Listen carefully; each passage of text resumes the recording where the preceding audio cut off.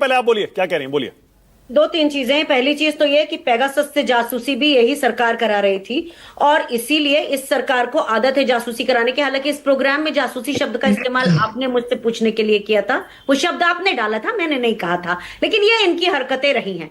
दूसरी चीज, आपसे शिकायत है मानव जी, बहुत बड़ी शिकायत है कि ये जो जिस तरह के सवाल आप पूछ रहे हैं ना, आप ये बताना चाहते हैं कि राहुल गांधी कोई नादान बच्चे हैं और यही साबित करवाना चाहते हैं ना, तो मैं सीधी बात बता दूं कि अगर सीआरपीएफ ने पहली चिट्ठी लिखी थी और तीसरी चिट्ठी पर कोई कार्यवाही नहीं हुई तो अगले उस पे उनसे इंटरव्यू लेना चाहिए था, उनके सीनियर ऑफिसर्स को मिलना चाहिए था। 113 बार तमाशा हो रहा है, किसको बता रहे हैं? मैं भी आर्म फोर्सेस से आती हूं, ऐसे नहीं होता इतने बार सिक्योरिटी लैप्सेस, एक बार, दो बार और तीन बार, इससे ज्यादा नहीं होता। तो जो राहुल गांधी जी को आप खुद अपने मंच से बताने की कोशिश कर रहे हैं कि कोई नादान बच्चे हैं या लापरवाह हैं, तो मैं बता दूं कि राहुल गांधी वो व्यक्ति है जिसने आज की सत्ता को हिला रखा है और राहुल गांधी के अंदर वो साहस है जिसके कारण नरेंद्र मोदी जी थरथराए हुए घूम रहे हैं। अनुमा जी, एक सेकंड, इंसान है, बेहद कायर इंसान, और इसीलिए वो इस तरह की बातें करवा रहे हैं। और वाजपेयी जी ने जो कहा, मैं उसको धमकी के रूप में लेती हूं, वो धमकी दे रहे हैं कि कांग्रेस परवाह कर ले। ये जो बता रहे हैं ना, ये सारी चीजें रिकॉर्ड हो रही हैं आपके प्रोग्राम में। अनुमा जी, अब एक सेकंड, अनुमा जी, एक सेकंड, हम तो खैर ख्वाह वाली बात की है, हमने कोई धमकी देने का कोई हमारे पास अधिकार है ना हम दे रहे हैं।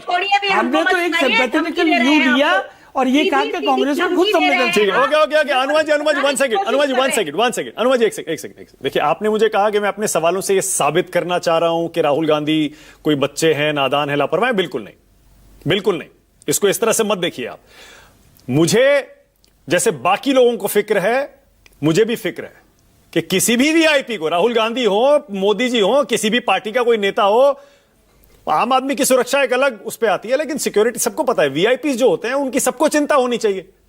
और हमारी सलाह सबके लिए यही रहेगी, भैया अपनी सिक्योरिटी को सीरियसली लो, क्योंकि थ्रेट परसेप्शन हाई होता है आप लोगों का।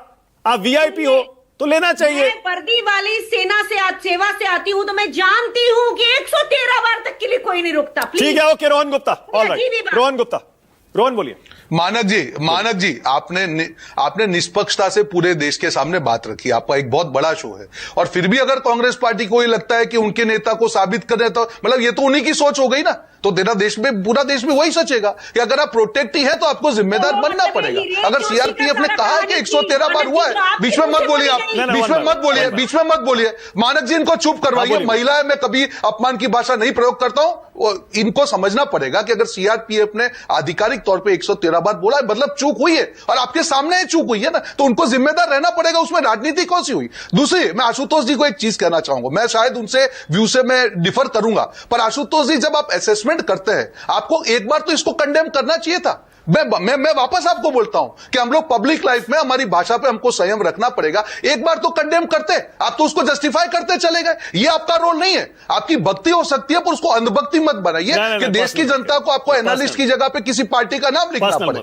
मानव जी, मैं इसलिए बोल रहा हूं, आखिरी चीज, उन्होंने और एक चीज कही। नहीं आनंद जी, नहीं मानव जी, सुनिए, मैं क्यों बोल रहा हूं। उन्होंने वापस और एक चीज कही कि सीआरपीएफ के चीफ को घर पे बैठ जाना चाहिए। अरे आप कौन होते हैं सीआरपीएफ चीफ को घर पे बैठने की बात करने वाले? वो अगर जिम्मेदारी से ये कह रहे हैं कि भैया हमारी जिम्मेदारी है, अगर इसमें चूक होगी आप हमको नहीं बताएंगे, तो जिम्मेदारी तो हमारी है।